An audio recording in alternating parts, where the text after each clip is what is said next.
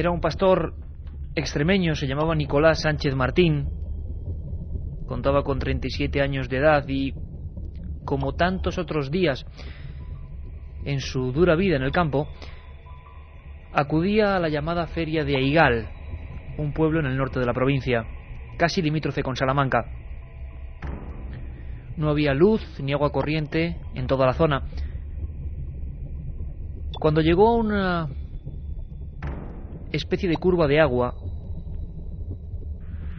de un arroyo conocido como Ribera Oveja, se encontró con algo que cambió su vida y la vida también de las personas que le acompañaban. Fueron varios testigos. El pastor era hombre avezado, no había muchas cosas que le detuvieran en su ánimo y no tuvo miedo. Esperanza Moedano y otras mujeres que acudían con él a ese ferial, sin embargo, se santiguaron y optaron por coger un atajo hacia el pueblo. Se negaban a transcurrir con aquello flotando tan cerca de ellas.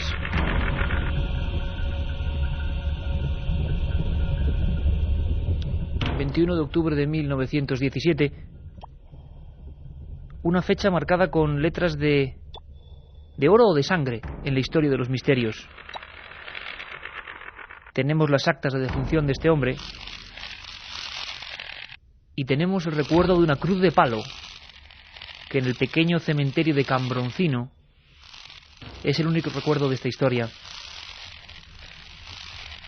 Tuvo restos para seguir adelante con su caballo y se fue aproximando a aquel intruso extraño. Pensó que era un candil de pescadores. Enseguida observó, como habían hecho sus abuelos, sus bisabuelos, lo que llamaban luz de Ribera Oveja. Una especie de perol luminoso, que sin embargo no era manejado por nadie. Se balanceaba levemente. Era lo que llaman una luz popular.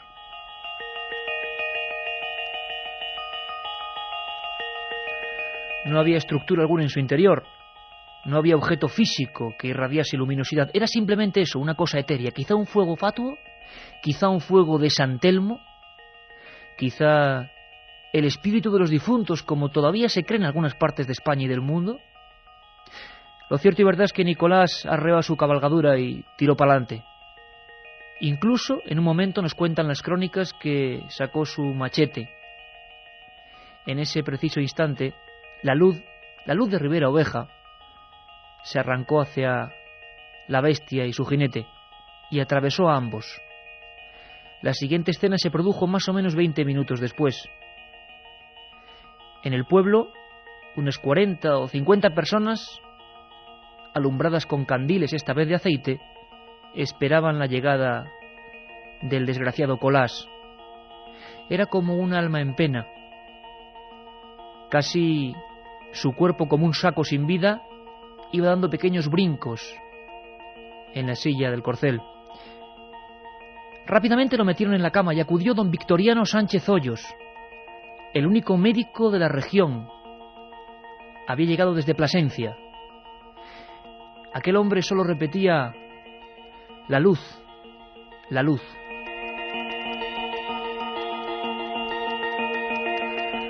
Muchas veces me he imaginado esta escena como una de las viejas pinturas negras de Goya, en una especie de chamizo construido con pizarra, unos helechos por todo colchón. Ese hombre parece que se congelaba consumido por una dolencia extraña. Victoriano Sánchez Hoyos, don Vito, como buen galeno de pueblo, acostumbrado a salvar vidas y también a ver cómo se pierden algunas de ellas en las manos, en esos pajares, en esos sitios, optó por una medida drástica, una medida realmente difícil y dura que solo se imponía en los casos donde ya se veía que el moribundo se iba hacia el otro mundo. Los llamados botones de fuego, que consistían en meter un hierro candente para reactivar de alguna manera un riego sanguíneo que parecía casi congelarse.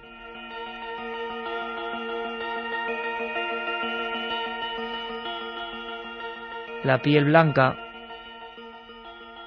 los ojos hundidos casi como dando el aspecto de una calavera viva, y aquellos alaridos que aún hoy se recuerdan, casi un siglo después, en toda la comarca de Ribera Oveja. La luz. La luz.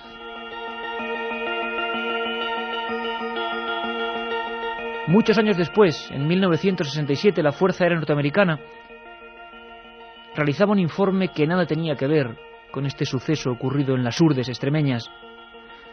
Un informe que sorprendió a algunos médicos que en esa década conocieron la historia de Don Vito, el caso que más le marcó. Un caso que, según dicen algunos, le deprimió profundamente por no poder salvar a aquella persona. En este informe de la Fuerza Aérea se hablaba del efecto de los rayos gamma en los seres humanos. Eran idénticos a los que sufrió aquel pobre campesino, aquel pobre pastor. Un calor intenso que acabó casi por destruirle cualquier noción de vida. Al mismo tiempo, el cuerpo, la temperatura bajaba por debajo de 25 grados. Rayos gamma en las Urdes, donde ni siquiera había luz eléctrica.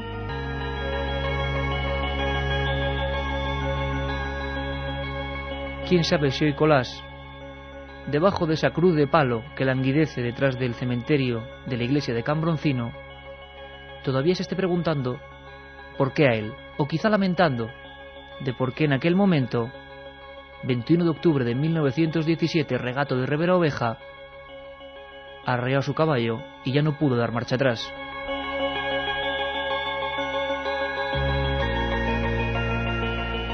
La otra realidad. Fenómenos extraños. Milenio 3. En la SER.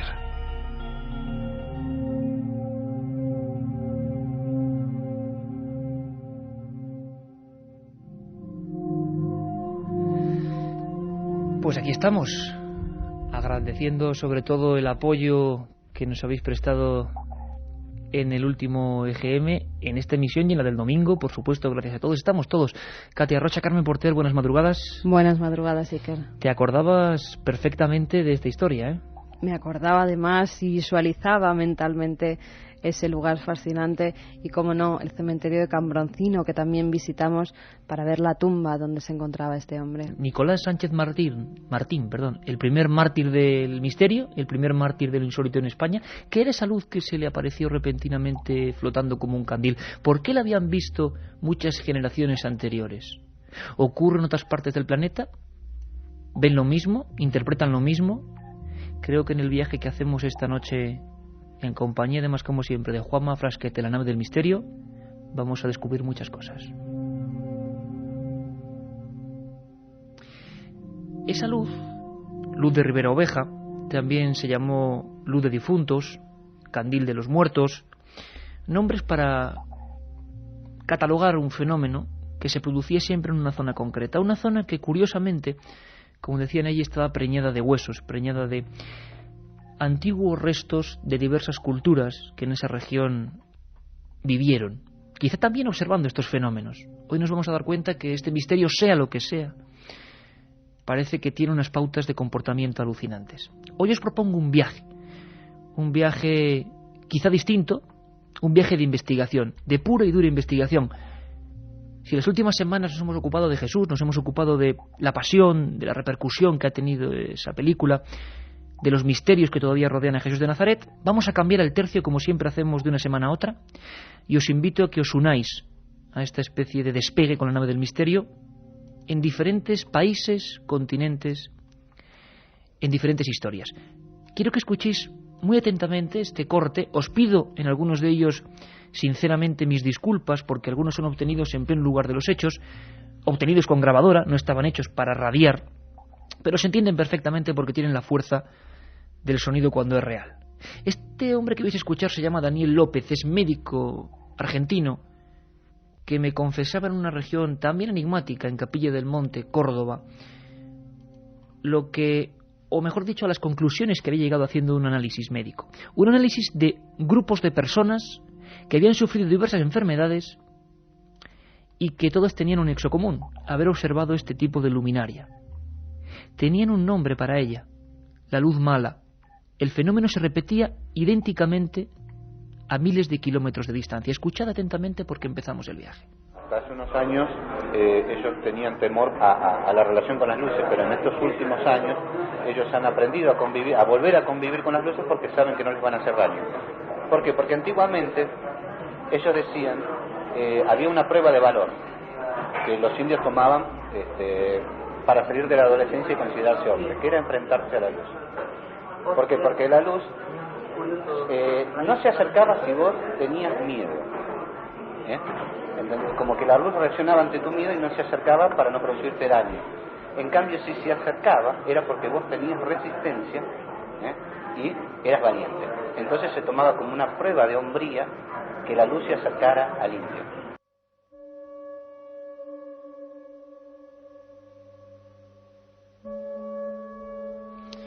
Una prueba de hombría, Carmen, qué curioso, ¿verdad? Las personas, los gauchos que se enfrentaban desde jóvenes a esas luminarias, y el propio fenómeno, fuese lo que fuese, antropológicamente es apasionante, ha habido muchos estudios, pero nunca un médico se había metido en el meollo de la cuestión.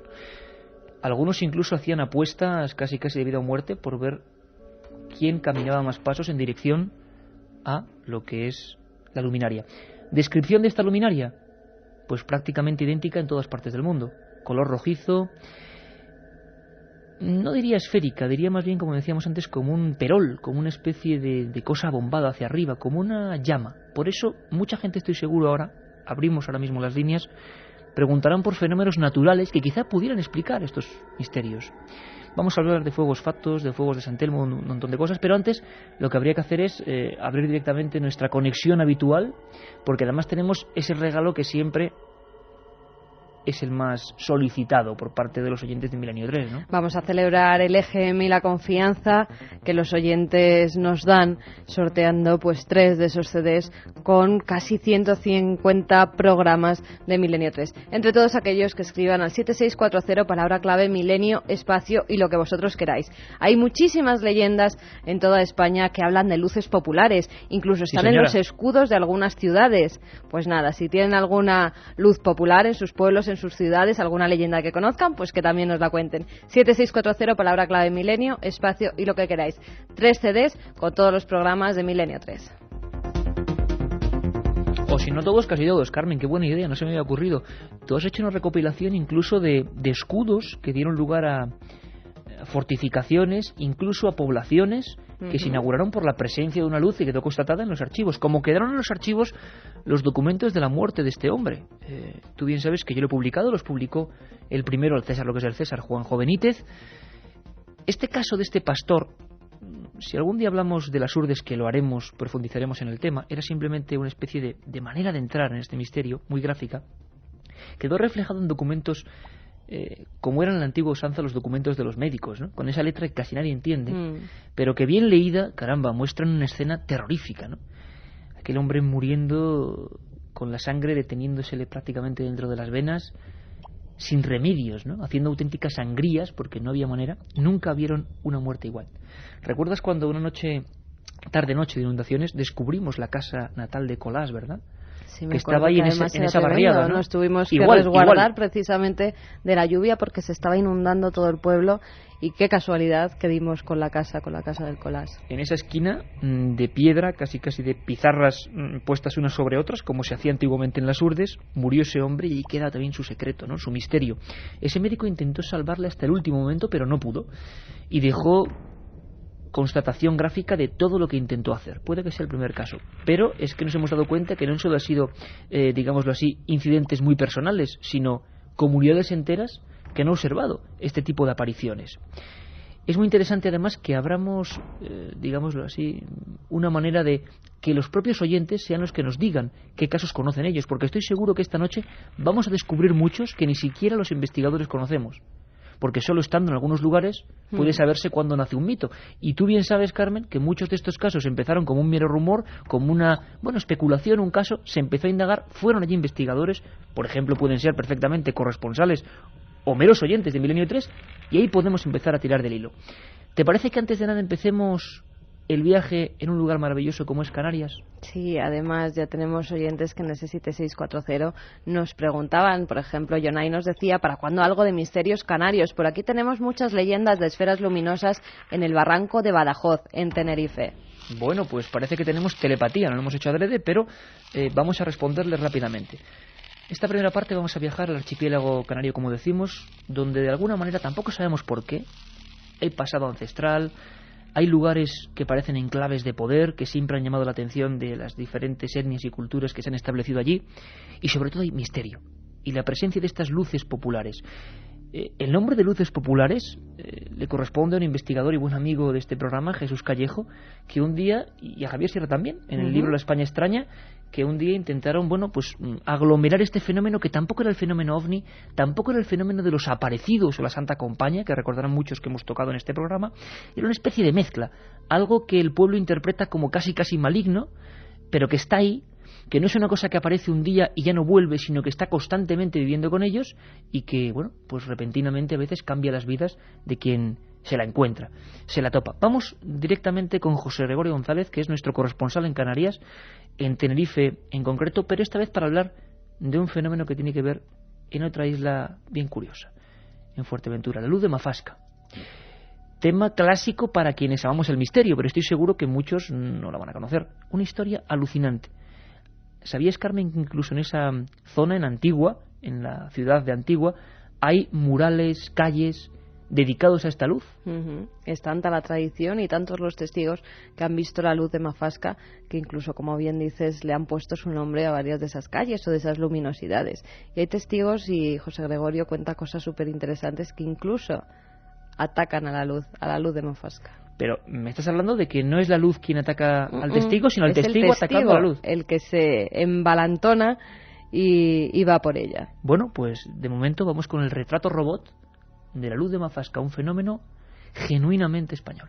Sí, la luz de Mafasca es probablemente la manifestación de luces populares de mayor arraigo de las Islas Canarias. Se localiza exactamente en la isla de Fuerteventura, de forma más específica en los municipios de Antigua y de Betancuria, y en una zona concretamente que se llama Mafasca, y de ahí viene su nombre, ¿no? Son unos llanos que antiguamente estaban cultivados y hoy en día pues son eriales, no están cultivados, y es la zona por donde habitualmente desaparecía una luz que tiene más o menos el perfil de otras luces populares que han sido vistas en diferentes regiones de España y del mundo, ¿no? Pequeñas bolas de un tamaño mínimo, comparable al de un cigarro encendido en la oscuridad, y de un tamaño máximo al de un balón de baloncesto, capaces de dividirse, de incluso alterar su forma y convertirse en llamas. Y lo más curioso de esto es que son inteligentes, que tienen un comportamiento que parece reaccionar o interactuar con las emociones de los testigos o con las propias acciones que los testigos ejecutan cuando están ante ellas, ¿no? Milenio 3, con Iker Jiménez, en la cadena SER.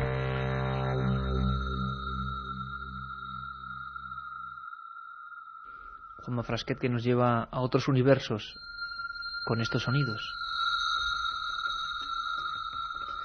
Hasta hay gente en la radio, tú lo sabes bien, Carmen, que nos dicen que por favor no pongamos estas músicas, que no abusemos de ellas, ¿no? Pero es que en un día como hoy, la tiene Juanma. Pero es que en un día como hoy, mucha gente, 7640, regalamos los 3 CDs de Milenio 3, ya lo sabéis, unos 150 programas, quiere ya saber el llamado caso Alberto, así lo fichó nuestro querido amigo José Gregorio, en el que el testigo, harto ya de la luz, se enfrentó a ella. Escuchamos. Pero a mí hay uno que me llama mucho la atención, que me cautivó, que fue el de Alberto, un señor de 87 años cuando le conocí, que no solo había visto la luz de Mafasca en varias ocasiones durante su juventud, sino que ya cuando se había casado y había visto la luz, alrededor de una docena de veces, en una oportunidad le acompañó a poca distancia durante aproximadamente 2 horas de recorrido. Él regresaba desde el municipio de Antigua a la zona de Betancuria, que era donde vivía, y él estaba muy familiarizado con la aparición, como muchos otros vecinos, con la aparición de esta luminaria. Y claro, esa familiaridad tan grande que sentía hacia un fenómeno que nosotros contemplamos como extraño, le llegó al punto de, después de 2 horas de acompañarlo durante un recorrido de varios kilómetros, la luz se detuvo justo encima de una piedra por fuera de su casa, al lado de la puerta de su casa, y la reacción de él fue una reacción, podemos decir que ilógica, absurda, pero al mismo tiempo simpática. No se le ocurrió otra cosa que darle una patada a la luz, de darle un puntapié. Y en ese momento él me contaba que era como si se hubiese hecho el sol de mediodía en Betancuria, es decir, como si se hubiese hecho de día aquella luz destelló potentemente hasta casi cegarlo, y lógicamente lo llenó de pánico hasta el punto que derribó la puerta de su casa y se encerró allí como pudo, contándole lo que había pasado a su mujer. Curiosamente, después de esta observación y de este encuentro tan cercano, no volvió a ver más la luz de Mafalda.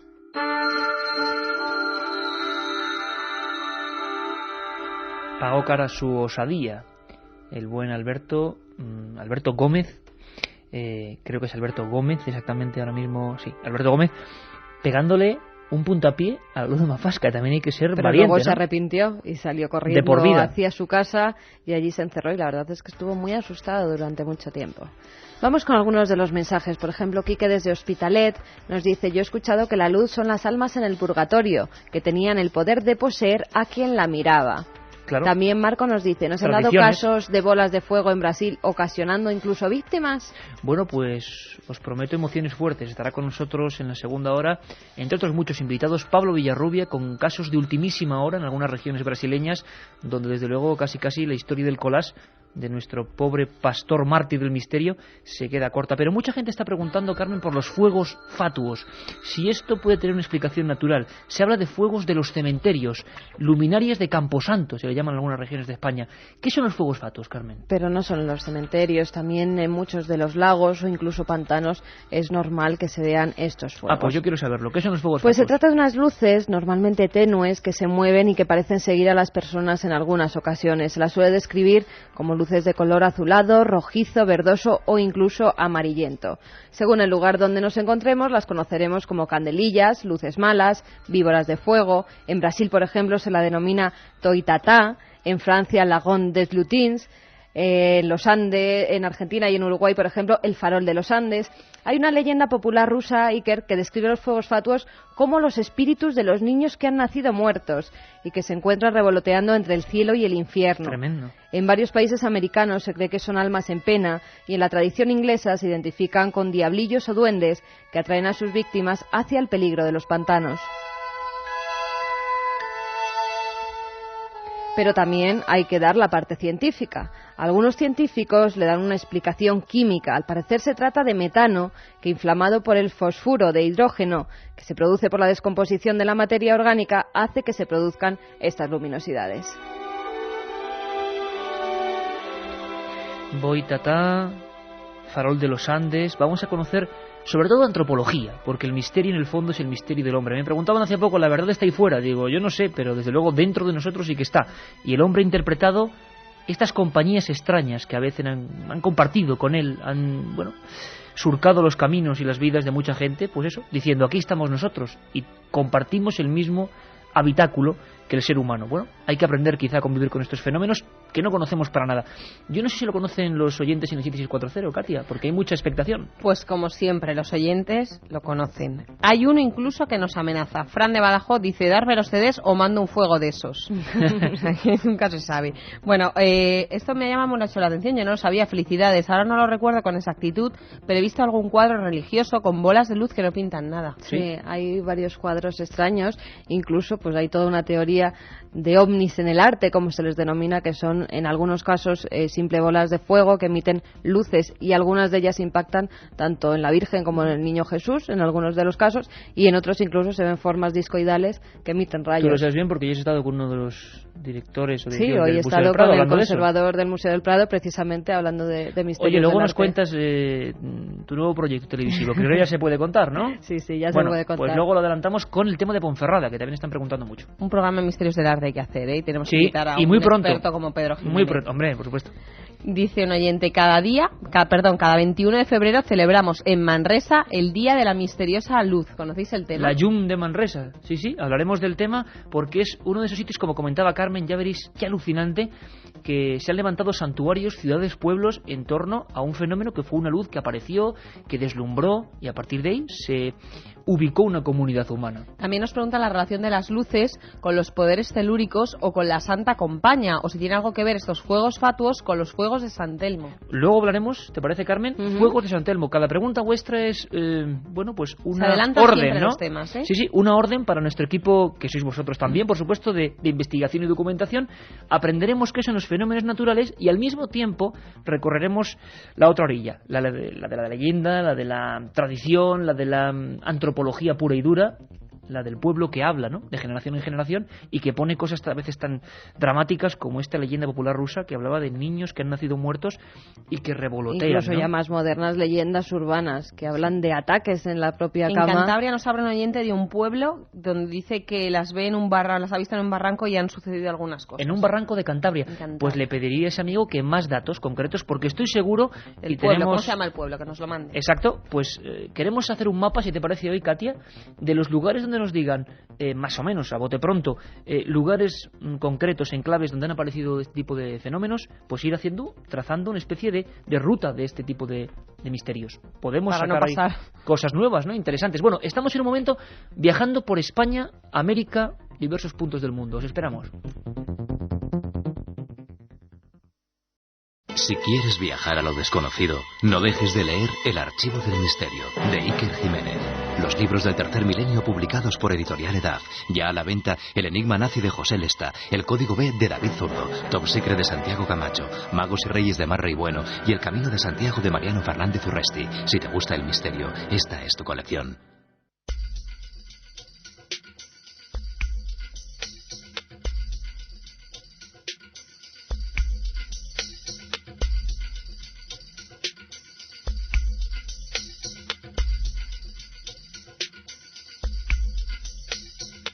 La otra realidad. Fenómenos extraños. Milenio 3. En la SER. Pues aquí estamos, 2:06 de la madrugada, realizando este viaje distinto, en busca de un misterio que, bueno, parece que ha estado no persiguiendo ni amenazando, a veces sí, pero desde luego acompañando al ser humano. Hablábamos del barranco de Badajoz, hablábamos de Canarias, nos preguntaban, tenemos muchas sorpresas, pero antes hay que dejar bien claro dos cosas. La primera, que en el 7640, palabra clave milenio, y luego ese espacio, yo siempre me lío con eso de una manera increíble. ¿Sí? ¿Lo he dicho bien? 7640, palabra clave milenio, espacio y lo que queráis. Por cierto, que creo que cumplimos el programa 197 la semana que viene. El viernes que viene... Lápiz y papel todo el mundo, creo que ya lo hemos dicho en alguna ocasión, pero ya están todos los datos. Estamos en Ponferrada, el gran enclave templario español, Ponferrada. Día 23, viernes. El espectáculo, como siempre que Milenio 3 se desplaza fuera, empezará bastante antes, hacia las 12.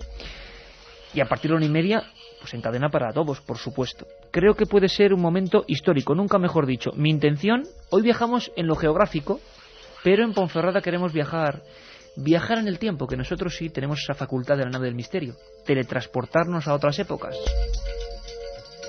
Y lo vamos a hacer para viajar al mundo de los caballeros, pobres caballeros de Cristo. Los templarios empezaron como píos, casi iba a decir, aseguradores de lo que era la cotidianidad de los peregrinos que se dirigían a Tierra Santa, y acabaron siendo banqueros de Europa y realmente poderosos. Desaparecieron chamuscándose en las hogueras. Una historia dramática que dejó sus huellas en sitios como este, Ponferrada. Con la magia del Bierzo vamos a hablar de muchos misterios de toda la región y queremos que estéis con nosotros.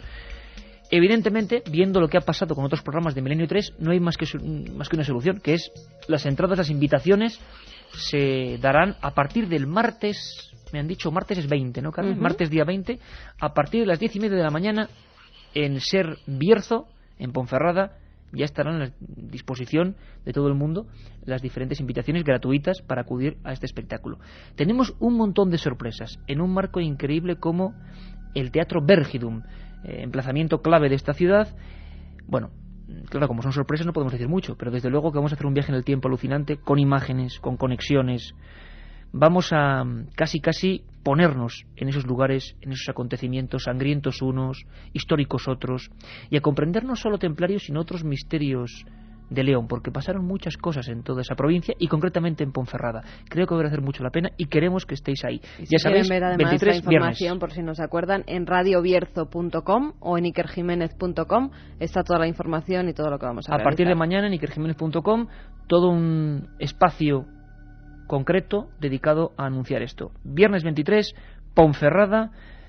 Además, digamos, dentro de los actos, agradecemos a Luis del Olmo y a los hombres y mujeres que han organizado esta semana de la radio y estos premios de la radio, que nos inviten. Ahí estaremos intentando aprender de los maestros que estarán allí y sobre todo intentando disfrutar de la comunicación con todos vosotros. Viernes 23, Ponferrada, Teatro Vergidum. Ahí estaremos. Y muy lejos, pero lejos del Teatro Vergidum, casi en la otra punta de nuestro particular mapa nacional, está el Barranco de Badajoz. Nos estaban preguntando nuestros amigos, Jonay era uno de ellos, creo, ¿no? Sí. Sobre el Barranco de Badajoz. Bueno, muchos amigos canarios que nos lo preguntaban sobre eso y sobre la luz de Mafasca. Pues es que el Barranco de Badajoz, como siempre digo yo, tiene un programa entero. Espero que sea en Tenerife, que nos escuchen las autoridades de Tenerife, que nos inviten. Y espero que cuentes la historia que te ocurrió allí a ti. Sí, también. Me llevé uno de los grandes sustos de mi vida, igual lo cuento luego. Uno de los grandes sustos de mi vida me lo llevé en el Barranco de Badajoz, ¿eh? Pero de momento, ¿te parece que José Gregorio, que está siendo nuestro primer guía de esta noche, nos diga qué demonios o qué divinidades pasa en el Barranco de Badajoz? Vamos allá. Pues este barranco en los últimos años ha sido el foco de innumerables experiencias de todo tipo, ¿no? Lógicamente yo creo que algunas de ellas o buena parte de ellas pueden tal vez responder a la sugestión, a gente que va por primera vez a este lugar y no lo conoce y que por lo tanto a lo mejor malinterpreta estímulos, pero lo cierto es que ya el barranco desde hace bastantes años, yo te diría que más de un siglo, tiene una fama de estar encantado, de ser mágico, ¿no? Y de hecho, bueno, hay también un componente arqueológico en el sitio que le da notoriedad al lugar como un espacio o al menos algunas partes de este barranco como sagrado para los aborígenes, ¿no? Y claro, alguien no considera, los pueblos antiguos consideraban sitios sagrados a lugares donde se supone que ocurrían cosas o donde ellos entraban en contacto o creían entrar en contacto con la divinidad y bueno, esto se manifestaba de diferentes maneras, ¿no?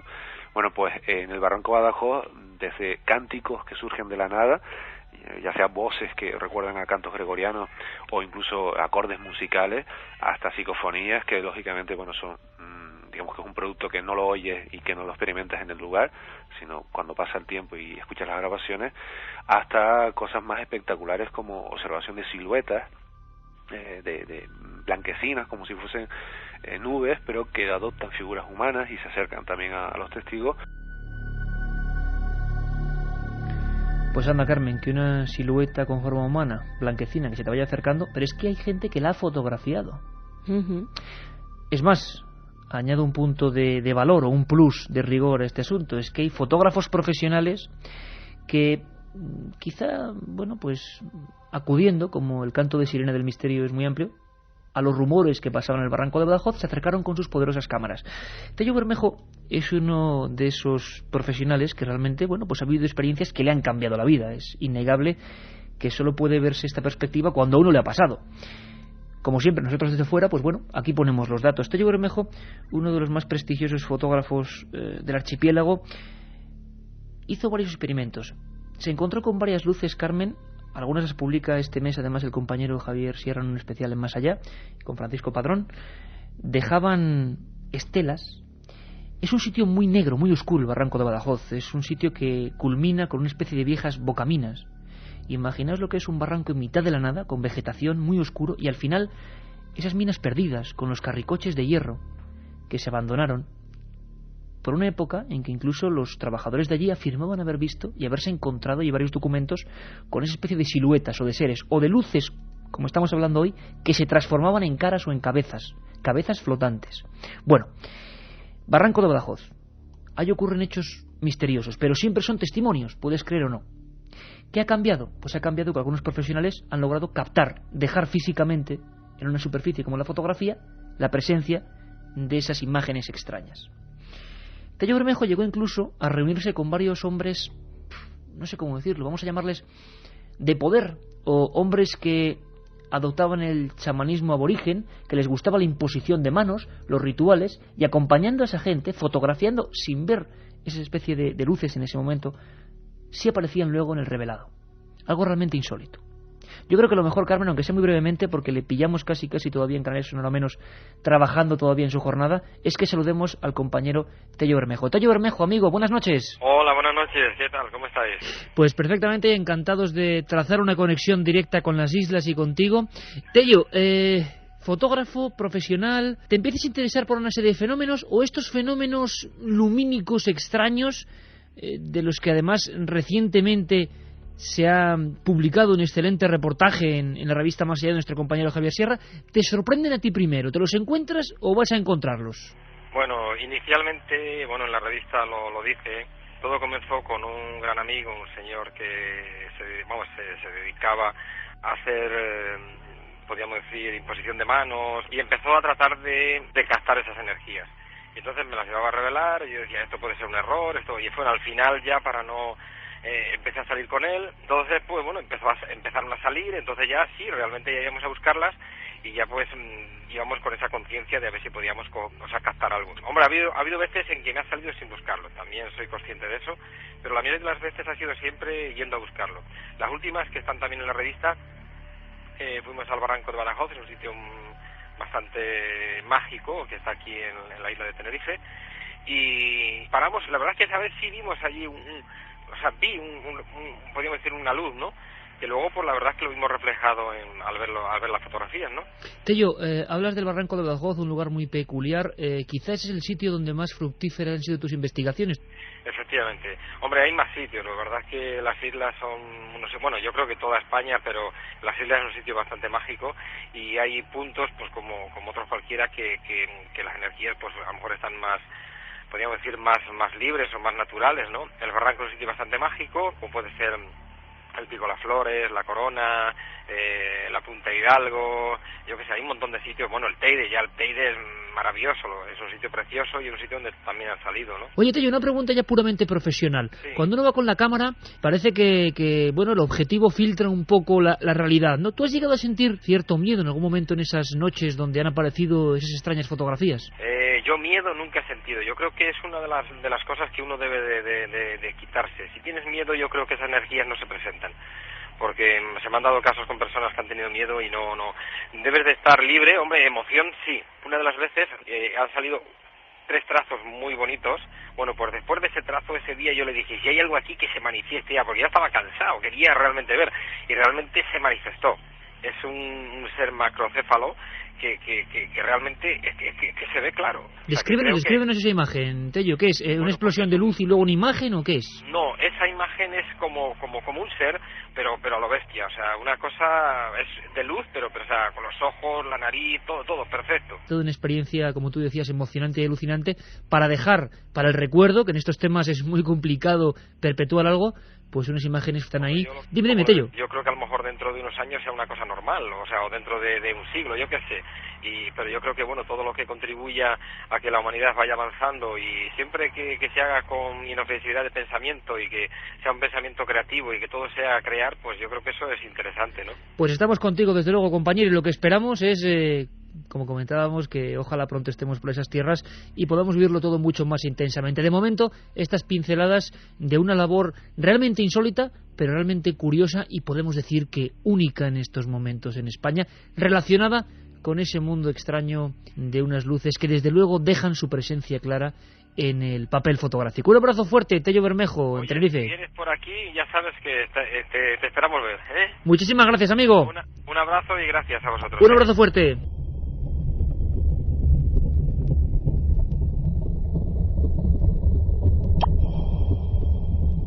Milenio 3 en la SER.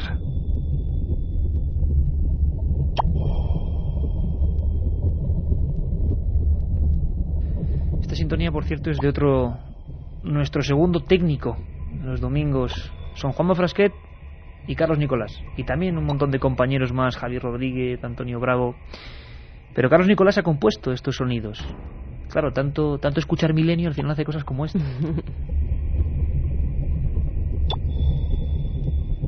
Me estoy acordando yo, Carmen, de ese ascenso, año 99.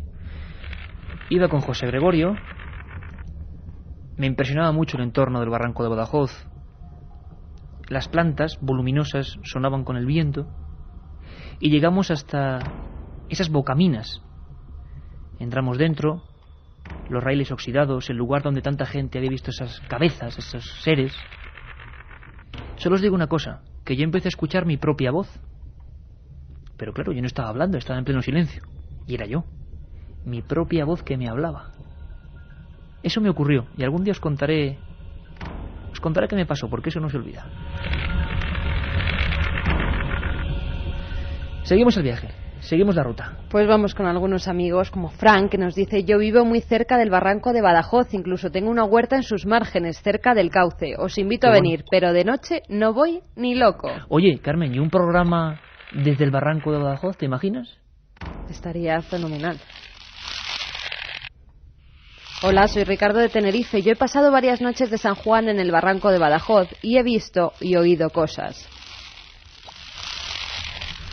Luis también nos dice: en los bosques de Valdaliga, Cantabria, están las ánjanas, hadas buenas con hábito blanco y con unas trenzas que chispean como las estrellas. ¿Sabes cómo se llaman las urdes eso? Jáncanas, casi parecido. Jáncanas. Otro amigo que nos dice: en Galicia los fuegos fatuos anuncian la muerte de alguien de la zona. Ah, muy importante. Luces que anuncian. Luego va a estar con nosotros Pablo Villarrubia. Ya os lo he adelantado antes. Va a hablarnos también de esa propiedad. Tocar el tema de luces populares en un día es imposible, es acercarse un poco, como muchas veces hacemos. Y a veces nos lo critican, dicen: bueno, os acercáis. Profundizar es muy difícil, sobre todo porque aquí nadie es experto en nada, ni sabio de nada, simplemente observadores. En muchas culturas, en la nuestra, en las diferentes regiones de España que conforman España, y también en el cono sur, por ejemplo, se habla de eso. Una luz, una cara blanca en mitad de la noche, una especie de fotografía insólita que no puede estar ahí, un ser que nos mira, que primero es una luz y luego es un ser y luego desaparece. Mucha gente interpreta como presagio de muerte. Bueno, ahí lo dejamos. La gente está aportando nombres, datos interesantes, ¿eh? Fíjate, hay un chico que nos dice: hola, soy un chico de 13 años que junto con mi madre os escuchamos cada noche. Si vendierais esos CDs, os haríais ricos. Bueno. Pues bueno, venderlo no lo vendemos, que lo pero ya sabéis que entre todos los que nos escribáis a ese 7640 vamos a sortear esta noche 3 de esos CDs con los programas de Milenio 3.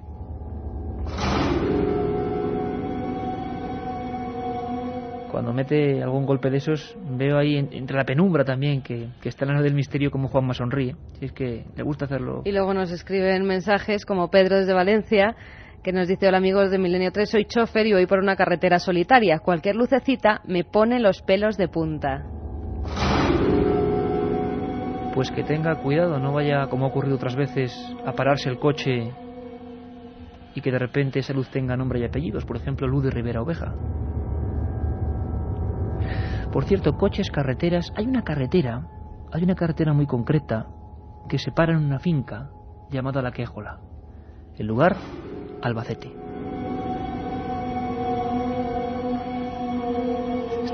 Estamos entrando en materia, y es que estamos viendo imágenes y aquí, como siempre, el estudio 1 lleno de papeles, lleno de cosas, llenos de informes. ¿Y qué queréis que os digamos? Es que muchas de estas cosas las hemos vivido. ¿Cuántas veces en La Quéjola y por esa misma carretera maldita? Francisco Contreras, buenas noches. Buenas madrugadas, Iker, Carmen, Katia, Juanma y a todos los oyentes de Milenio 3. Unas cuantas, ¿eh? Ahora 10 años. 10 años han pasado desde aquel primer viaje en busca de no sabíamos qué, no identificados, que veía un montón de gente, o todos los lugareños de los Campos de la Mancha, en la Sierra del Sauco, y que lo llamaban la luz del Pardal o la luz de todos los santos. ¿Cómo has dicho, la luz? La luz del Pardal. A la que, por cierto, también dedicaremos, como todos los grandes fenómenos, un solo programa monográfico, pero hoy merece la pena. No se puede hablar de luces populares sin hablar de lo que pasa, aunque sea brevemente, en esta comarca de Albacete. Francisco, creo que nunca nos hemos encontrado con una mayor densidad de casos, testimonios, nombres y apellidos en tan poco espacio geográfico. ¿Me equivoco? Y actas oficiales. Como bien decías, es una pequeña carretera, la carretera que une las localidades de San Pedro y de Casas de Lázaro. Yo te diría que incluso un triángulo formado por Casas de Lázaro, San Pedro y Cañada Juncosa. Ahí está la finca La Quéjola, y en ese lugar, del cual era dueño Joaquín Megarejo, bueno, pues más de 40 y 50 personas han visto y han sido perseguidos por una extraña luminaria que varía su tamaño entre 10 centímetros y 20 centímetros y que les persigue, incluso que les agrede.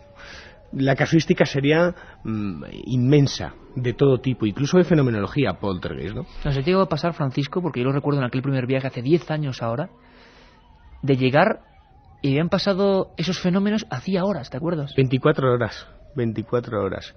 Bueno, los testimonios se remontan a principios de siglo, a 1900, que hacían búsquedas como el que busca el lobo, buscaban a la luz del pardal, ¿no? Porque era una luz que perseguía a los mayorales que iban con el ganado. Recuerdo perfectamente el testimonio de uno de los antiguos mayorales de Casas Navarretes, que era donde vivían los trabajadores de la Quejola, que era Cristino Cuerda Felipe, que una noche, mientras guardaba el ganado, apareció aquella luz, le hizo frente y se dividió en 3 luminarias de un color rojizo y le dejó paralizado. Fue algo increíble.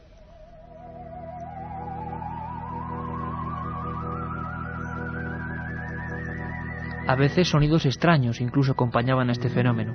Sonidos tan extraños o fenomenología tan rotunda que el propio dueño del cual hablábamos antes, Joaquín Melgarejo, ordenó que todos los trabajadores se fueran a vivir a la finca, abandonaran Casas Navarretes por el pánico y el miedo que tenían los trabajadores a esa luminaria.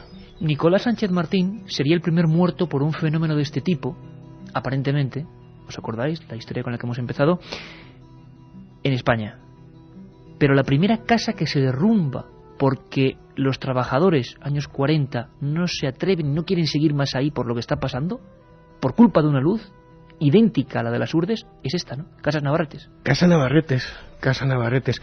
Y hablábamos antes del caso de Alberto, ¿no? Nos lo contaba José Gregorio González. Hay un vecino de Casas de Lázaro que se llama Emilio Rosa Martínez, que tuvo un encuentro del que jamás se ha hablado, ni siquiera su propio hermano, Eliseo, en el que esa luz le llegó a hablar. Nadie supo qué le dijo. Encuentros que a veces se cuentan a la buena de Dios cuando uno llega con buena fe. Antes era más fácil porque la televisión no nos lo ha puesto tan difícil con su bochorno habitual.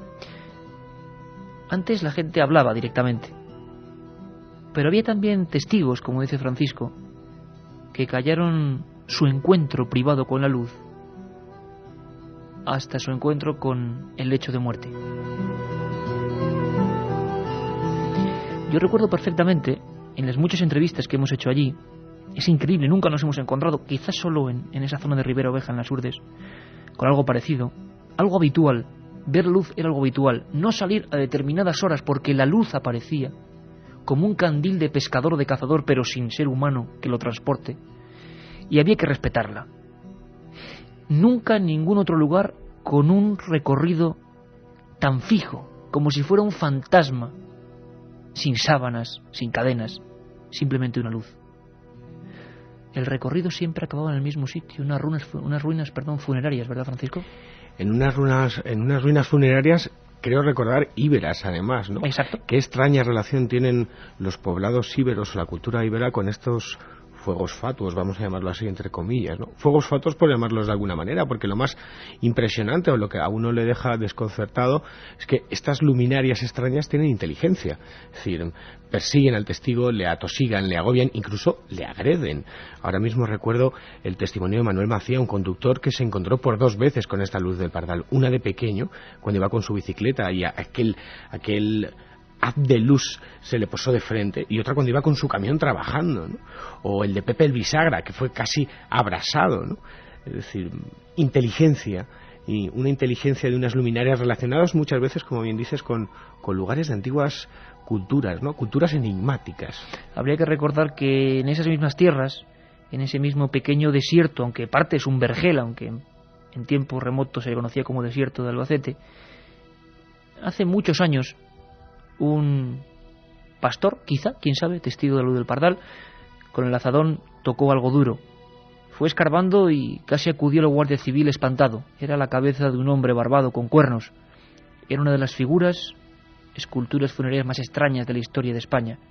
El cuerpo, cuando fue desenterrándose, con una pequeña grúa, al sol de la Mancha, demostró que había un auténtico monstruo bajo tierra, dormido desde hace quizá 3000 años. Su nombre y su efigie se puede ver hoy en el Museo Arqueológico. Acercaos al Museo Arqueológico y mirad de frente a la bicha de Balazote. Algo extraño en un lugar bien extraño. Hablamos de encuentros en la carretera. Francisco, incluso la Guardia Civil disparando contra este objeto, nombres concretos, apellidos concretos, informes concretos.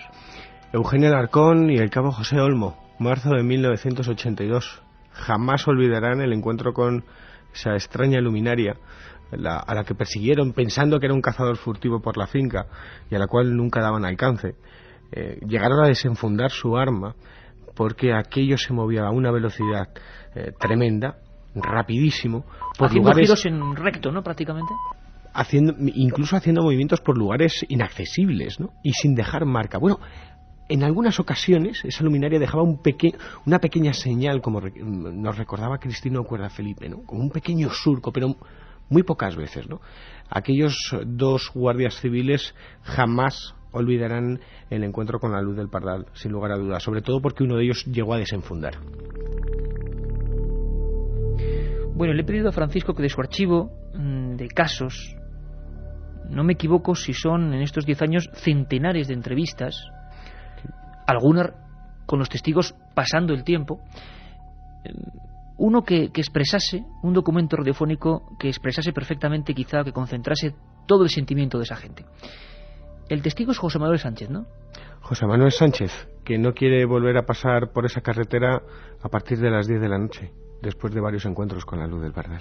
Encuentro tipo, retrato robot de la luz que se le aparece. ¿Le escuchamos? Venga. Vi ahí una luz grande, blanca, que estaba, si estaba del suelo estaría aquello a 15 metros. Pero nada, yo me dio ya de volverme. Y salí atacando para allá, para la carretera, y al llegar a aquello, se colocó a mi lado y vino hasta mi lado hasta ahí, hasta la aldea de abajo. Pero al lado que venía iluminando los árboles. ¿Y el coche no la dejaba andar? El coche, las luces se las comió. Y cuando ir a mi lado, sí, adelantarme, colocarse en una era que hay ahí, y entonces, ya cuando se ve que ya se quiso ir, salió aquello para arriba, recto, para el cielo.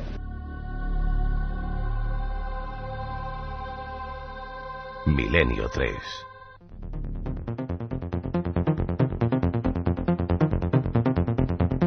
Viene casi dando brincos, con un buen mazo de papeles y de mensajes. Casi como las luces volando. Claro, contenta de ser parte del equipo. Que tú me quieres excluir, hija. Bueno, Javi de Barcelona, Jorge de las Rozas, mira, de mi pueblo. Hay un montón de oyentes que nos cuentan que ya has contado la historia del barranco, pero que hay algunos oyentes que no lo saben, así que la cuentes. La llegué a contar. Tenía mis dudas. La llegaste a contar. Bueno, la contaré sí, al final. La conocía. La contaré al final. Es muy curiosa, pero hay algunos oyentes que ya la saben. Esos son los fieles, porque debía ser cuando empezábamos. Sí, pero sin embargo hay otros mensajes de oyentes que dice hola, soy María José y os escucho desde el viernes pasado y me he enganchado. A partir de ahora voy a ser una de las fieles. O sea, un montón de oyentes que se van incorporando y eso se nota y mucho en el programa y lo agradecemos. También oyentes que nos dicen, en Venezuela oí de luces que hacían un recorrido y se tenían indicando algún objeto oculto de los tiempos de la colonia. Nos lo dice Pau desde Mallorca. Qué interesante porque vamos a descubrir, Katia, con Pablo Villarrubia, luces que lo que hacían, al menos la leyenda o la realidad, quién sabe, nos lo cuenta, era señalar enclaves concretos en los que había que excavar. ¿Qué se encontraron los testigos cuando excavaron? Ahora lo vamos a ver. Jorge de Tenerife nos envía varios mensajes. En uno de ellos nos dice que hay muchas leyendas en el barranco de Badajoz, como la de la niña de las peras, la puerta tridimensional, y en otro mensaje nos dice que él estuvo cerrando la mina que se encuentra al final del barranco y que transmite una energía muy especial. Otro oyente nos dice que siendo el año santo compostelano tenemos que hacer un programa en Santiago de Compostela. Así, en cuanto decimos que vamos a un sitio, un montón de oyentes nos piden que vayamos a su provincia, lo cual se lo agradecemos un montón. También un taxista que nos escucha siempre en su taxi, cuando se le monta algún pasajero que no le gusta esto de pasar miedo, pues se les hace bajarse inmediatamente. Sentimos un perdiendo montón. Dinero, eso no puede ser. Eduardo de Villar del Humo, en Cuenca, dice que allí existe una leyenda de la luz roja, una luz que perseguía los pigollos, los pastores. ¿Asientes con la cabeza, Francisco? Sí, porque el escudo de Cuenca, imagino que Carmen luego contará historias sobre escudos. Luces en los escudos. Y en Cuenca hay tradición en su escudo, igual que en el de Teruel, en el de Málaga. Esta mañana lo estaba buscando, con 2 soles encima de la alcazaba, ¿no? Viene por ahí la historia. David dice que un amigo suyo le siguió una luz desde el pantano de Lozoya en Madrid y la luz desapareció al llegar al pueblo. También un señor nos dice, durante la posguerra española un tío mío y 2 vecinos fueron a robar a un huerto durante la noche porque tenían hambre y juraron hasta el último día de sus vidas que nunca volverían allí porque vieron esas luces delante de ellos. Tremendo, ¿eh? En la posguerra, una época donde además no solo hubo hambre, sino que también hubo luces.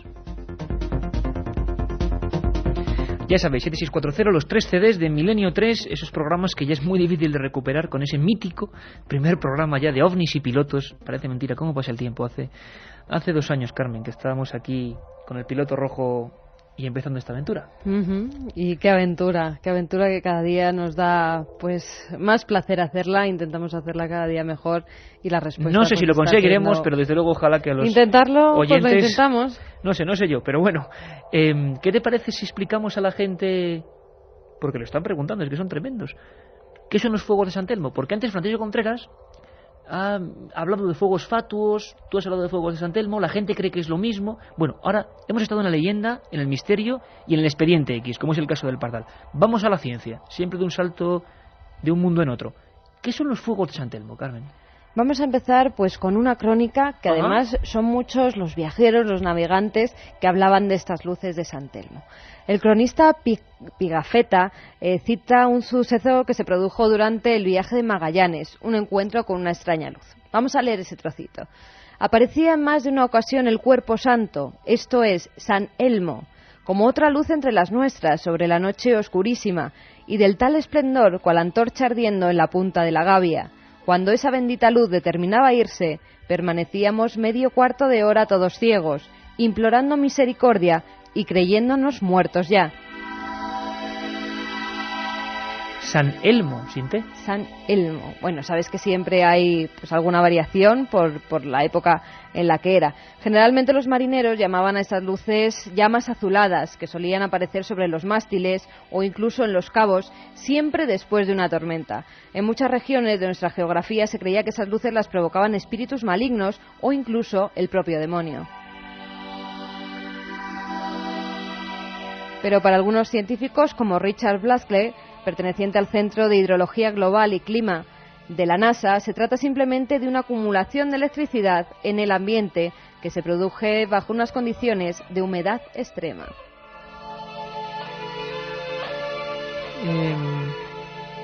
Acumulación de electricidad en ambiente que se produce bajo unas condiciones de humedad extrema. Bien, pero había que explicárselo a aquellos marineros que se quedaban ciegos implorando misericordia hace unos siglos. Hablabas antes de Boitatá, Ronda de Slutins, Farolillo de los Andes, un sinfín de misterios. ¿Quién nos puede hacer de guía en este tercer tramo? ¿Quién puede llevarnos hacia otros oscuros mundos llenos de apariciones? Bueno, no os lo perdáis. Pablo Villarrubia acaba de llegar de uno de esos viajes en los que recorre miles y miles de kilómetros para informar en Milenio 3. ¿Y se mete donde no se mete nadie? No, donde no se mete nadie. Pabliño, para los amigos, hispano-brasileño, reportero, es el último gran aventurero, sin duda alguna.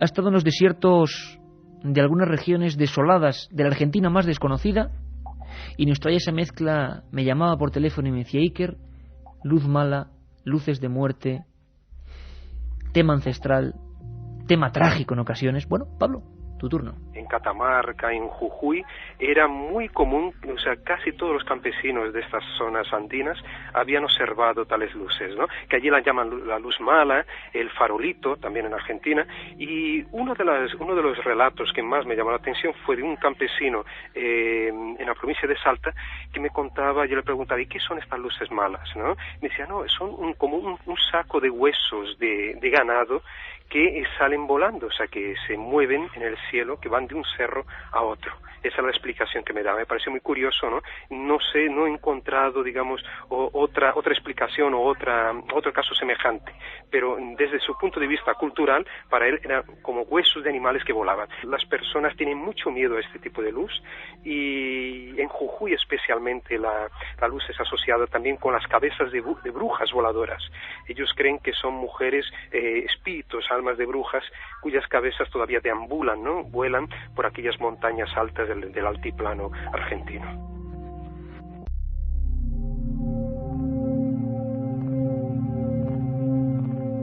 De nuevo el elemento de las cabezas, de las brujas, antropología en vivo. El hombre tenía que explicarse los fenómenos de una forma asimilable, pero convivía con ellos, sea cual sea el filtro que tengamos. Y a veces la ciencia, puede poner un marchamo. Nos damos cuenta con descubrimientos como en Marte, lo que antes era azul ahora es negro, lo que antes era blanco ahora es amarillo. Es decir, todos podemos equivocarnos en esta realidad mágica que tampoco intentamos interpretar, pero da la sensación de que eso, simplemente somos meros observadores. Pablo me contaba que en muchos de estos casos, qué curioso, lo hablábamos en el Pardal y en otros temas, en Ribera Oveja también lo he comentado, había en ese primer caso yacimientos de diversas culturas, siempre huesos funerarios, muertos, enterramientos, relacionados con la partida o la llegada de las luces. Por lo tanto, claro, si el testigo observaba eso, lo lógico es que pensara que tenía que ver con lo trascendente, con los difuntos. Ahora me estoy acordando además que en el caso del Pardal había un detalle que no sé si he comentado, que a mí me puso los pelos de punta. Entrevistando en plena noche en lugar de los hechos a algunos testigos, unos me decían que había un sonido que precedía a la luz. Es decir, después de varios casos, años 40, 50, 60, varios testigos se dan cuenta de que ocurre algo antes. Como en esas psicofonías, en los que muchos después de la experimentación se dieron cuenta, caramba, no solo hay una voz, sino un chasquido previo que no sabemos qué es, como un anuncio. En el tema de la luz del Pardal había un sonido muy peculiar. Imaginaos que vais solos por ese camino, por el arcén de la carretera, tranquilamente, como decía Francisco Manuel Macía, en un camión, o caminando, o en bicicleta, la oscuridad. ¿Y sabes qué se escuchaba, Carmen? No. El sonido de cadenas o de cascabeles.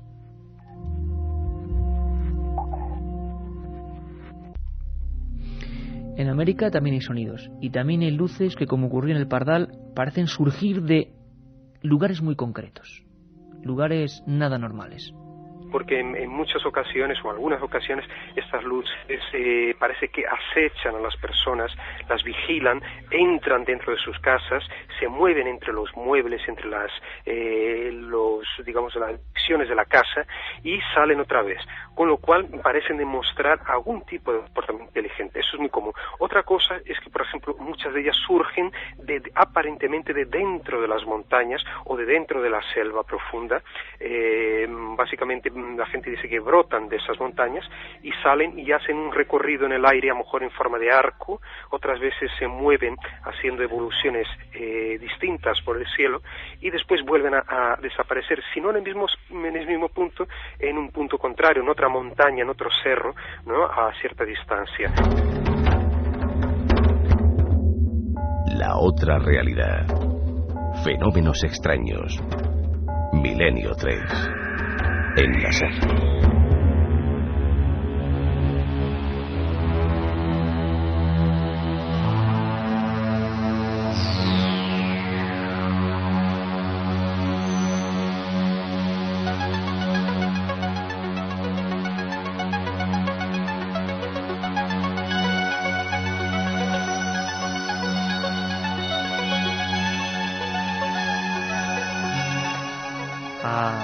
Francisco Contreras, en un lateral del estudio, se le ponen los pelos de punta con esta música, porque esta música marcó a toda una generación. Se llama Olim, es Michael Hugen, y encabezaba una serie mítica en su época de Juan José Benítez y Fernando Jiménez del Oso, y bueno, realmente intrigante en sus contenidos, como fueron muchas de las aventuras de este músico especial.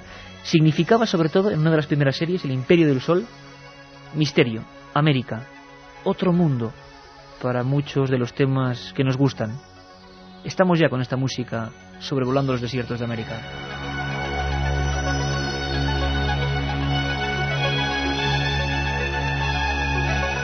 Ahora os contaré, me estoy dejando varias cosas para el final y luego no me dará tiempo, como siempre.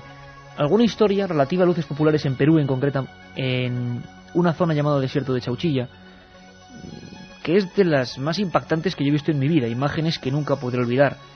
¿Cómo se va a olvidar un altiplano donde no hay nada, 30 kilómetros sin nadie, sin nada, y con momias de hace 2000 años, momias de mujeres con pelo en la calavera, risas de sentadas abiertas que quedaron enterradas por una tormenta como si fuera una especie de Pompeya sudamericana, niños casi en posición fetal que son solo hueso, las casas con los cráneos apilados, sonriendo, mordiendo el polvo amarillo del desierto.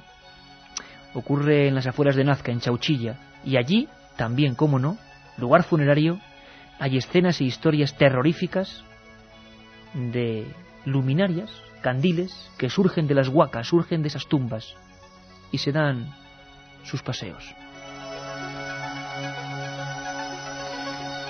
Pablo Villarrubia, desde luego, que no ha perdido esa conexión siempre evidente. Arqueología funeraria en América, observación de estos fenómenos lumínicos. Nos lo cuenta. Hay personas que lograron tocarlas.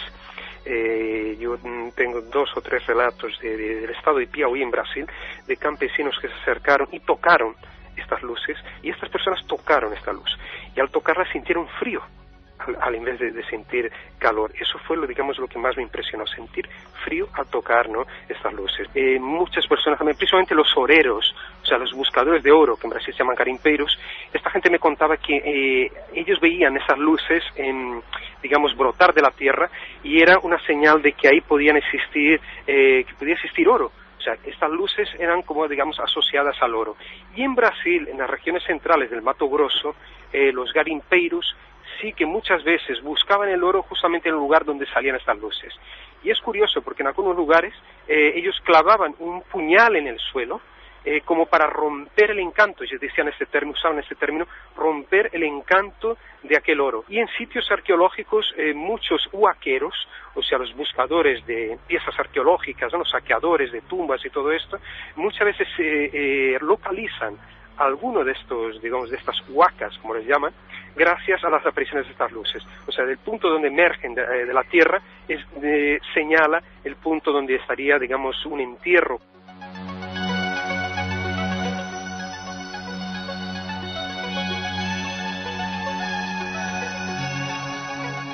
Pues vamos con más mensajes, incluso de gente que se ha enfrentado a esas luces. Esther, desde Las Palmas, nos dice: mi madre, cuando era chica, se le explotó delante la luz de Mafasca en Fuerteventura. Estuvo 3 días afónica del grito.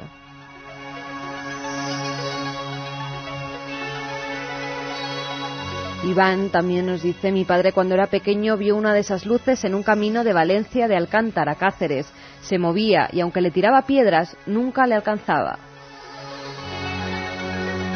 Otro punto caliente, próximo relativamente a esa tierra de la que hemos hablado antes, Valencia de Alcántara. Ahí había un gran cronista, Eustasio López, que investigó cientos de casos de este tipo. Incluso gente que llamaba a las luces. Fíjate, Juan Ángel nos dice: mis abuelos me contaban que en su pueblo, Vara del Rey, Cuenca, un hombre llamaba a las luces de San Telmo con una campanilla y éstas acudían.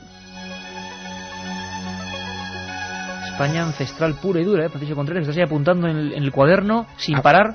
Qué increíble fuente de información los oyentes de Milenio, ¿eh? Hombre, es increíble, apuntando a la gran lista de tradición que hay. Hablaba Pablo de relación luminarias-arqueología, ¿no? En España, curiosamente, ocurre esa relación, pero dentro del campo religioso, dentro de esos misterios de la Iglesia que tanto les gusta a Carmen, ¿no? Hay diferentes vírgenes halladas supuestamente milagrosamente con la aparición de estas luces. Montserrat y la Moreneta, la Virgen del Puig en Valencia, la Virgen de la Encina en Ponferrada. Luminarias que aparecen y vírgenes que surgen. Luminarias, como decía Pablo, que de alguna forma señalan algo. Escudos que quedan señalados también, Carmen. Nos pregunta mucha gente porque habéis soltado la libre en un momento dado diciendo que algunos escudos se refieren, escudos que han quedado ahí para la historia, para siempre, que nos sobrevivirán y que sin embargo hablan de un acontecimiento insólito que dejó marcados a sus habitantes. Por ejemplo, el escudo de Teruel. Hay una historia muy curiosa que vamos a comentarla, Iker. En el escudo de la ciudad aragonesa se puede contemplar un toro que sobre su lomo lleva una especie de lucero. Esta representación hace referencia a un insólito suceso que acaeció en 1177, cuando Alfonso II se encontraba explorando una aldea situada en lo alto del promontorio, donde en la actualidad se asienta la ciudad. Sus hombres observaron a un toro y sobre su lomo un gran lucero que le seguía. Enseguida lo tomaron como un magnífico augurio y creyeron que se trataba de la señal que les indicaba que allí se debía fundar la ciudad de Teruel. O sea, el lucero acompañaba al famoso toro. Además, ¿sabes de dónde viene el nombre de Teruel? ¿No? Pues cogieron las 3 primeras letras de toro, Tor, y a la estrella la llamaban Actuel. Cogieron las 3 últimas letras y queda Toruel, que se ha convertido en Teruel. Vámonos rápidamente a América. ¿Os acordáis que empezábamos con Daniel López? Ese médico que había estado investigando en los testimonios múltiples, diversos, de la gente que se enfrentaba a la luz mala. Bueno, yo estuve en Cerro Uritorco, en Capilla del Monte, en ese lugar tremebundo, ¿para qué os vamos a contar? Y encontré testimonios también. Y bueno, simplemente os lo muestro como parte de este cuaderno de campo abierto, cuaderno de campo sonoro que queremos compartir con vosotros. Repito que no son grabaciones a veces idóneas, ¿no? Ahí en Capilla del Monte, a veces lloviendo, subiendo al Cerro Uritorco. Francisco Martínez, un empresario que sabe lo que es encontrarse cara a cara, aunque no creía, con la luz mala. Desierto, desierto, ¿eh? Entonces trató de seguir por la huella que veníamos, se colocó más o menos a la altura, cuando da vuelta, no te das cuenta que eso era un vehículo, pero lo veías, o sea, resaltaba la inmensidad que era un vehículo, y lo otro una luz apagada, como de linterna apagada. No sé si ustedes tuvieron los relatos de las luces estas. Los paisanos te dicen una luz de linterna apagada que no tiene pila. Eso lo vimos. Era medio como amarillenta, blanquecina, estaba ahí. Voces captadas en Cerro Uritorco, en una investigación año 99, una luz de linterna apagada, mismo fenómeno. Sí, además un amigo nos dice, lo que habló el médico argentino es verdad, soy de provincia de Buenos Aires y hoy se sigue dando en el campo el temor a la aparición de la luz mala. Otro testigo, otro informe más, otra historia inolvidable para quien la ha vivido. Hugo Reviso. Se iluminó en el campo. Lo más extraño de todo es que a los 3-4 minutos empezaron a venir como 30 caballos. Se juntaron todos alrededor. Se juntaron todos. Tuvieron media hora y se fueron. Al lado de eso, ¿no? Al lado de nosotros. ¿De dónde pasó eso? Como que percibieron algo. Como que percibieron algo. En el lugar donde estaba la luz mala acudieron todos los caballos de esa zona de la Pampa. Los animales parecen siempre los primeros testigos de estas historias. ¿Y os acordáis de Daniel López, ese médico? Hablaremos largo y tendido con él. Ahora solo tenemos sus testimonios para que comprendáis la fuerza. Meses investigando el asunto, encontrándose con esa gente que se enfrentaba a la luz y al final logró fotografiarla con una cámara en el pecho persiguiendo la luz mala. Desde el año 68 se aparecía en la misma región, en la misma zona. Daniel López. Nos vamos a una parte de estampada donde había unos árboles. Eran las 7. Desde aquí que salió un sol rojo, de este tamaño aproximadamente. Digo sol porque se parece al sol del amanecer, pero bien rojo, sanguinolento. Se veía así aproximadamente. ¿Un objeto grande? Sí, un objeto grande.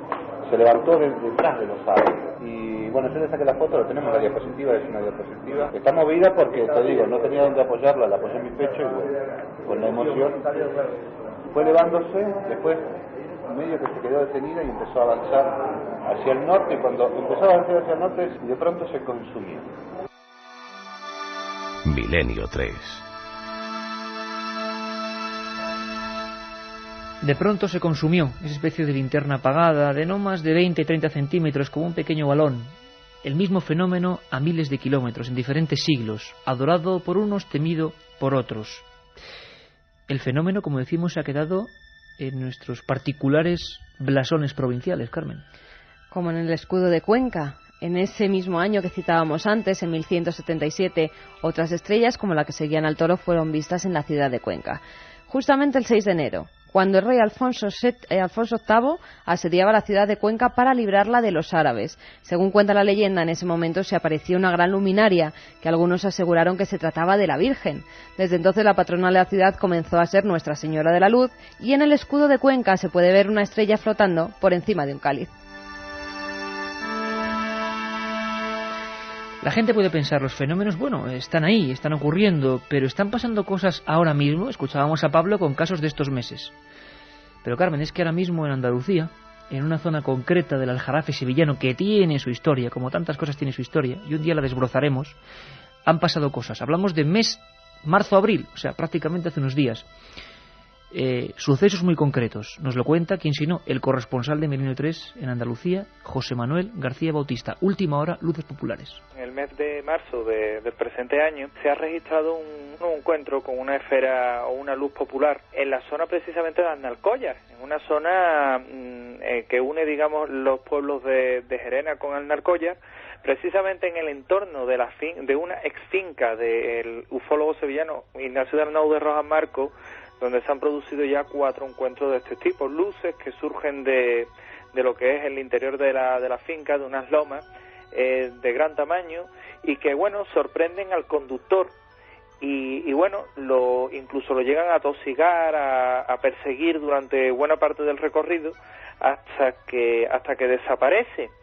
Se da la circunstancia de que también coincidiendo en los meses de marzo-abril del pasado año 2002, volvió a ocurrir también un hecho similar cuando un conductor que transitaba por esta carretera le volvió a surgir una esfera, una de estas luces que surgen en este entorno de la zona de Alnalcollar, con la, digamos, suerte, entre comillas, que el conductor llegó a atropellar aquella luz.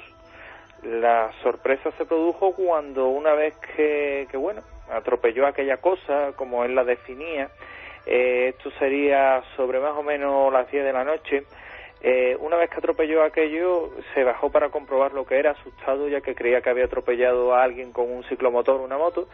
Comprobó como en el capó del coche lo que había era una especie de, también cito textualmente sus palabras, agua gorda, o sea, una especie de agua gruesa, agua congelada, vamos a llamarla así, sobre el capó.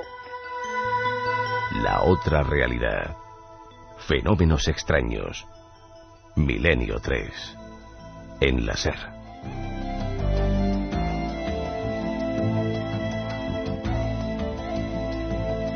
Los siguientes de Milenio que hacen de todo, porque hay gente incluso que está a punto de casarse, ¿no? En su noche anterior y está aquí. Pues sí, la verdad es que está sí. Escuchándonos, vamos, no aquí, pero escuchándonos. Emilio desde Albacete nos decía: hola Iker y compañía, mañana me caso y aquí estoy escuchándoos. Y de luna de miel a Tenerife. Pues yo tengo un mensaje de un oyente que dice que lleva 6 meses casado y que su mujer le va a dejar porque nos hace más caso a nosotros que a ella, así que nunca se sabe. Oye, pues en Tenerife, ya sabes, Barranco de Badajoz, José Gregorio González, Tello Bermejo, una expedición, ¿no?, en busca del misterio y por lo menos seguro en busca de emociones bueno, y a diferentes. Dormir pronto esta noche que se casa, que si no mañana las fotos no va a salir bien. Bueno, oyentes que nos dicen que Lucas de Almería, que no le leemos ningún mensaje, que le recomendemos algún libro. Muchos oyentes nos preguntan por eso, por libros sobre este tema. Sobre este tema en concreto yo recomiendo La España extraña, de Javier Sierra y Jesús Callejo. Lo editó EDAF hace ya bastante tiempo, es difícil de conseguir, pero va a haber actualizaciones con un capítulo estupendo, Luces Populares. O Canarias Mágica. Canarias Mágica de José Gregorio González, editado por Corona Borealis. Y en todos los libros nuestros respectivos, que la gente ya más o menos conoce, Enigmas sin resolver, etcétera, etcétera, etcétera, se habla también de estos casos y que, bueno, ahí están, para quien quiera. Antes de seguir leyendo mensajes, voy a dar primero los ganadores, no sea que no me dé tiempo. Venga. Marcos de Madrid dice que está estudiando el último curso de geografía en la universidad y que aún no sabía de qué iba a hacer el doctorado, que le hemos dado una idea genial, que qué libros le recomendamos, pues estos que hemos dicho. Perfecto. De una bibliografía fantástica para esa tesis doctoral y que tenga suerte. Azucena, si ve alguna vez alguna luz así, yo que soy de Tenerife, ¿qué hago? ¿Me puede pasar algo? Voy a ir al Barranco de Badajoz para comprobarlo y contároslo. Ah, bueno, pues que nos lo cuente. Yo creo que lo mejor es quedarse observando, ¿no? Como decía Tello Bermejo en la entrevista que hemos tenido con él, no es miedo tampoco, es, bueno, prudencia. Y si es valiente, pues que le dé una patada, como pasa en el otro caso. En Galicia nos dice un oyente, Marusa de Cedeira, nos dice que en los bosques se ven esas luces, pero que las leyendas de las abuelas cuentan que son la Santa Compaña que transportan las almas que se acaban de llevar por, pues, que ha muerto alguien. Santa Compaña, dice, bueno, muchos a ver Laila, a mucha gente que nos dice, esas luces ya hicimos que el programa que llevan en, yo vi en la las Santa manos. Compaña en San Andrés de Teixido, o creí verla. Ah. Está Katia siempre poniendo el contrapunto, Carmen, incluso desde Japón. Sí, desde Japón, bueno, una chica, Clara, desde Madrid, que nos decía que ella nació en Japón y allí también hay apariciones de luces en las cercanías de algunos templos antiguos. Dicen que son almas errantes que no han podido dejar este mundo. Todo el mundo, Francisco, por ese fenómeno que nos acompaña. Ojalá las podamos ver algún día, ¿no? Aquella vez en el Pardal estuvimos muy cerca, muy cerca. Sí, señor, ojalá. Muy ojalá cerca, algún día 24 horas nos faltaron. Bueno, y otro día en el Pardal vimos una luz, salimos corriendo y no era nada. Es mejor no contarlo. Eso es la crónica negra de este programa que algún día se tendrá que escribir. Recordar a los oyentes que la semana que viene estamos encantados porque nos vamos a hacer el programa Ponferrada al Teatro Ergidun, creo que lo he dicho bien, el gran teatro allí de Ponferrada. Se celebra la Semana de la Radio y que lo celebra Luis del Olmo, como todos los años, y nosotros, Milenio 3, el programa invitado para hacer el programa allí en directo con la cantidad de oyentes que esperamos que vayan, que estaremos encantados. Informes en Radio Bierzo, que allí se reparten las entradas. Y estaremos encantados de ver allí a todos los oyentes, por favor, que vayan a vernos, que nos apetece muchísimo. Pero que no pierdan su trabajo, porque Nacho de Noceda León nos decía, iré a veros a Ponferrada, perderé el trabajo por acudir, espero que merezca la pena. Noceda León, en plena Cabrera, un lugar maravilloso, lleno de misterios. Por cierto, a partir del martes, y ahí no podemos hacer otra cosa, se dan las entradas gratuitas, se ponen ahí a disposición del público en la cadena SER Bierzo, en Ponferrada. Casi 700 personas caben. Será una noche mágica, os lo aseguro, con imágenes, con documentos, con testimonios de una parte de la historia que nunca se nos cuenta. Esa parte de la historia donde quizá esté la clave. Un abrazo, hasta el viernes.